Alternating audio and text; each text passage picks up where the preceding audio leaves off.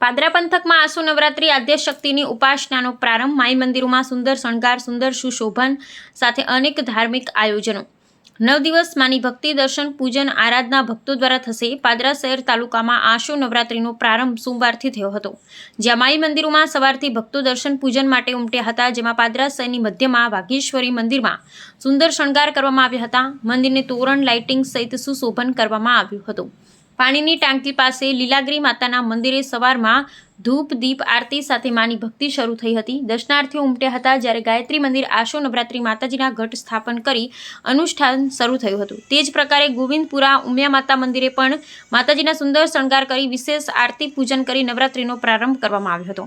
જ્યારે પાણીની ટાંકી પાસે અંબાજી મંદિર ખાતે ભવ્ય ઉજવણી, આરાધના, સમૂહ આરતી 9 દિવસ થશે અને છેલ્લા 3 દિવસ ગાયકવાડે આપેલ અતિ કિંમતી શણગાર કરાશે.